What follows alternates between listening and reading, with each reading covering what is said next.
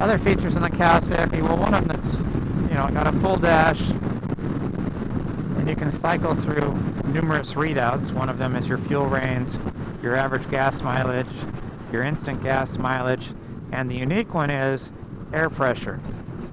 Sensors in the wheels give you a readout for air pressure. Right now we're reading 42 pounds front and rear. It started out at 45 and warmer temperatures. This morning it showed 40. It senses the conditions when it reads the air temperature.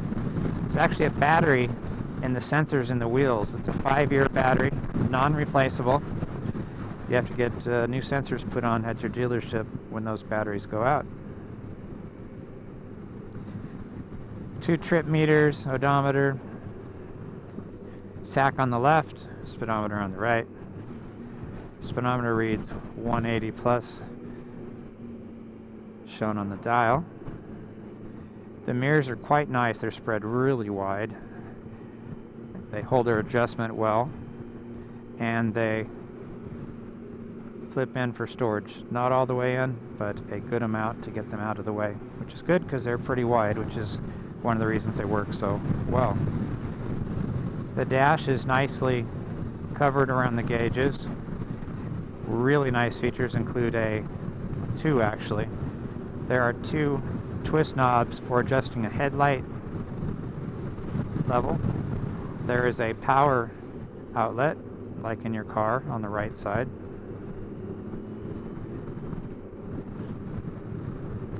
Another very unique feature is Kawasaki's proximity ignition.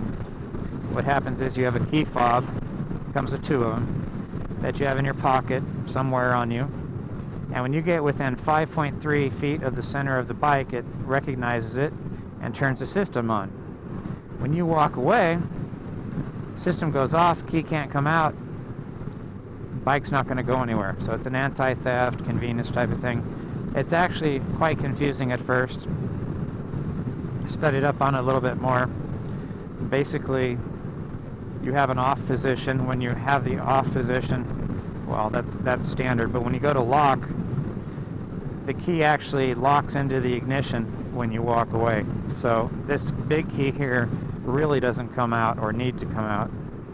There's also a position all the way to the right which allows you to pull the key out for using on the hard bags or to get the seat unlocked to flip it up. So a little confusing. If you drop your key or your key fob, the bike will know it. It will tell you such.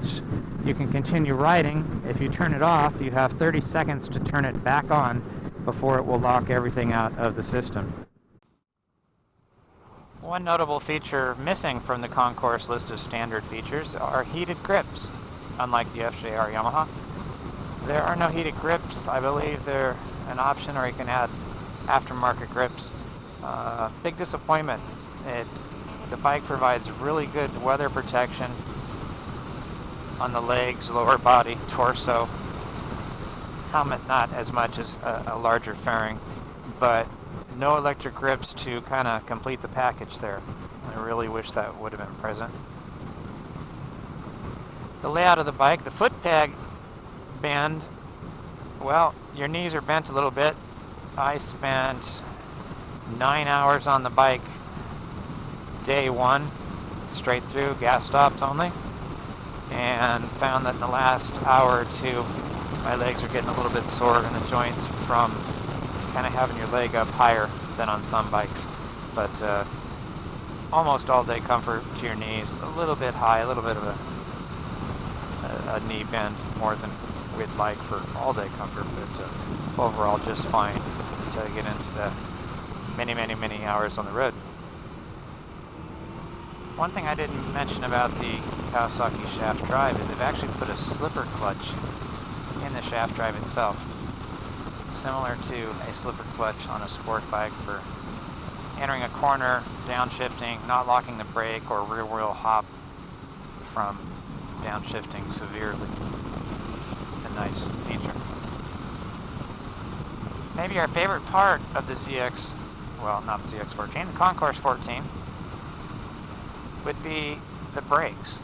The brakes are simply awesome. They're powerful, very strong, yet they offer excellent feel, easy to use, very confidence inspiring. And we are riding the ABS, anti-lock brake model of the Concours 14. And have to say, these are some just great anti-lock brakes.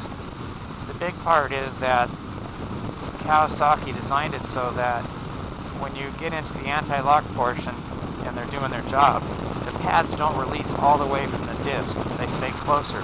So what you don't have is you don't have pulsating off, on, off, on, off, on, which some anti-lock systems experience far more than others.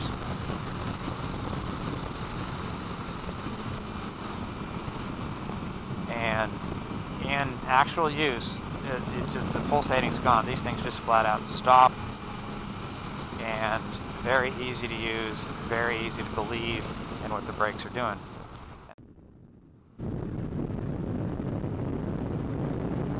Both front and rear use wave rotors for dissipating heat a little bit more. Mostly it's styling, in my opinion, on all the newer current bikes.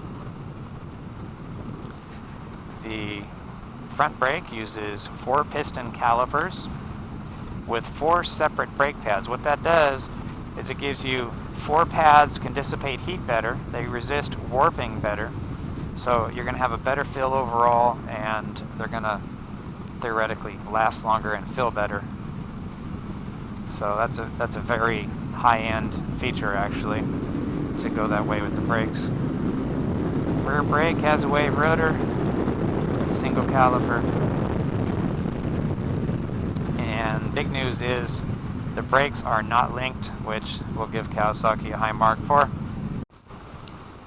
One of the things I failed to mention about the Concours is the fuel tank size, 6.3 gallons.